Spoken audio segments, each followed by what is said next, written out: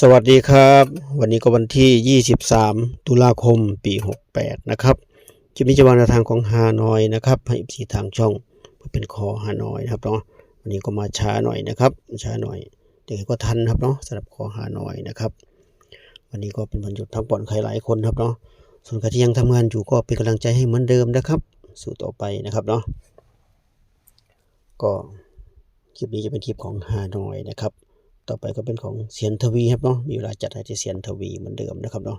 ของรัฐบาลไทยครับเนาะมาแล้วนะครับเนาะเสียนทวีก็คลิปนี้ก็เหมือนเดิมนะครับเนาะไม่ได้อัดคลิปสดเหมือนเช่นเคย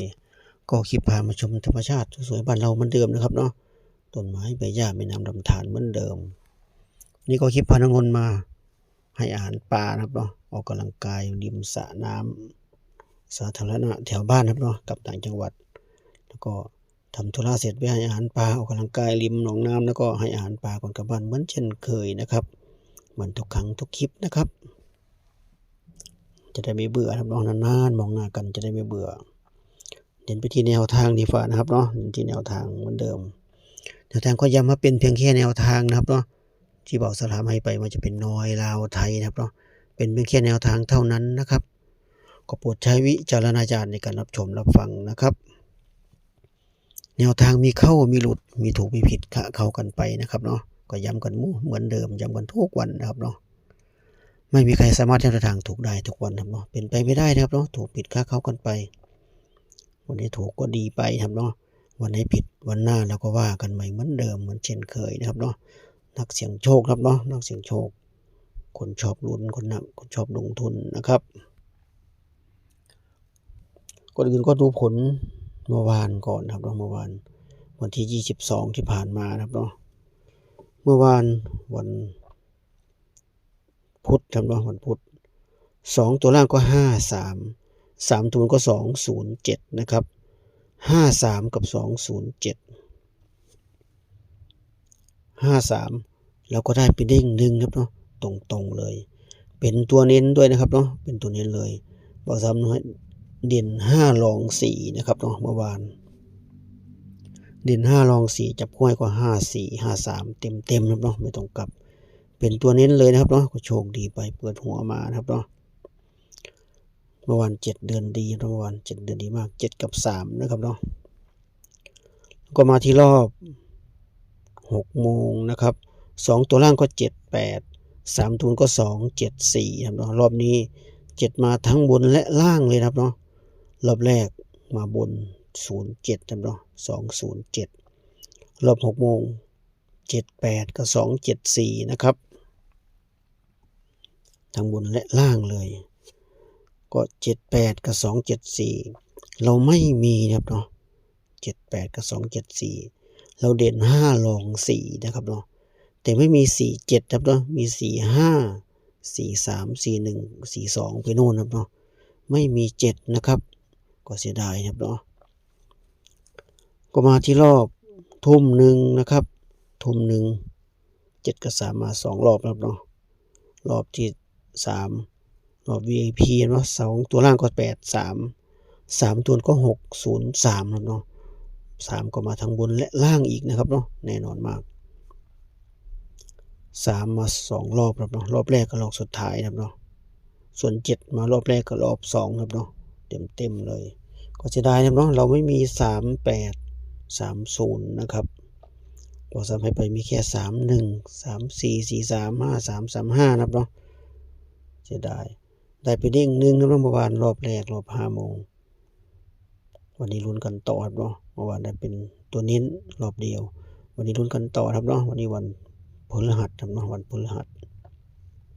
ก็ลุ้นไปด้วยกันครับเนาะวันนี้สรุปจดไว้นะครับสรุปแคปก่อนเราแคปเหมือนเดิมนะครับเนาะวันนี้เด่น7รอง3นะครับเด่น7รอง3จับคู่ให้ก็24 25 2 32 34 35 72 73 75นะครับทวนอีกครั้งนะครับ5หน่วยวันนี้เด่น7รอง3ครับเนาะเมื่อวานก็7มาทั้ง2รอบเลยเนาะวันนี้ยังอยู่ไหมเราคาดว่าไปไหนไม่ไกลนะครับเนาะมองไว้คาดการถูก วันนี้ก็เด่น7รอง3จับคู่ก็2 4 2 5 3 2 3 4 3 5 7 2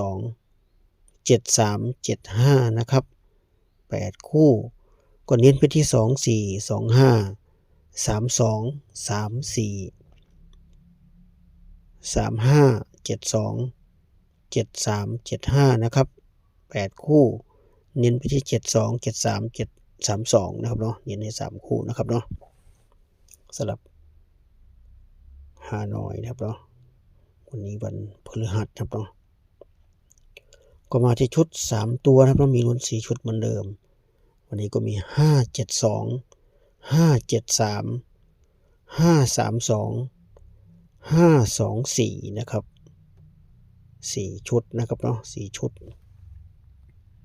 ก็4ชุดนี้เน้นที่572 573 532อย่างที่บอกนะครับเนาะเน้น3ชุดนี้ชุดเดียวกันนะครับชุด2ตัวกับชุด3ตัวสำหรับคอฮานอยนะครับเนาะก็ครบถ้วนนะครับเนาะครบถ้วนสำหรับแนวทางฮานอยวันนี้ถึงชุด2ตัวชุด3ตัวนะครับตอนเย็นนะครับเนาะ3อรหันต์ยามเย็นที่หลายคนเรียกกันนะครับเนาะฮานอยรวมนะครับ5 โมงถึง1 ทุ่มครับเนาะ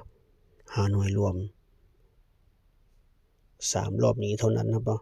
ถ้าไปออกรอบอื่นก็แสดงว่าไม่มีโชคไม่มีดวงเนาะผมมีคนใหม่เข้ามายังไม่รู้นะครับบางทีไปออก4 โมงเย็นก็มีนะครับเนาะก็ถือว่าไม่มีโชคไปนะครับเนาะก็ยังหลายๆวันที่ผ่านมาบางทีไปเข้า3ตัวยังมีครับเนาะบางทีไม่มีโชคไปนะครับเนาะไม่มีโชควันนี้ก็เหมือนเดิมครับเนาะเหมือนเดิมก็ถ่ายคลิปนะครับเนาะสำหรับคนงบน้อยก็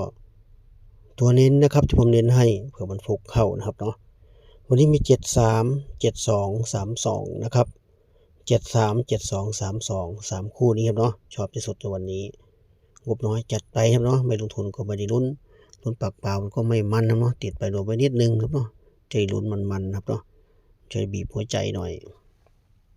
ลุ้นธรรมดาไม่ตื่นเต้นครับเนาะก็ประมาณนี้3คู่นี้เนาะชอบที่สุดแต่ถ้าไม่ชอบบนเบาสลามคุณเลือกคู่ได้เลยครับเนาะ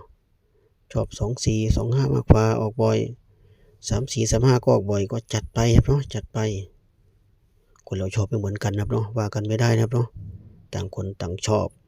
แต่ส่วนตัวเบาสลามวันนี้ทำเองชอบเองก็ชอบ72 73 32ครับเนาะชอบ3คู่นี้เท่านั้นชอบที่สุดครับเนาะเบาสลามชอบหมดแต่ว่าที่สุดคือ3คู่นี้ครับเนาะที่เน้นให้นะครับแต่ถ้ามีตัวชอบข้ามไปนะครับเนาะชมพวกความบันเทิงไปรอวันต่อไปนะครับไม่ต้องใจร้อนครับเนาะฮานอยมีทุกวันครับเนาะใจเย็นๆครับเนาะใจเย็นๆวันไหนพอใจถูกใจค่อยขึ้นเวทีนะครับประมาณนี้นะครับเนาะฝากไว้คลิปนี้เจอคลิปหน้านะครับเนาะคลิปนี้ก็สวัสดีครับ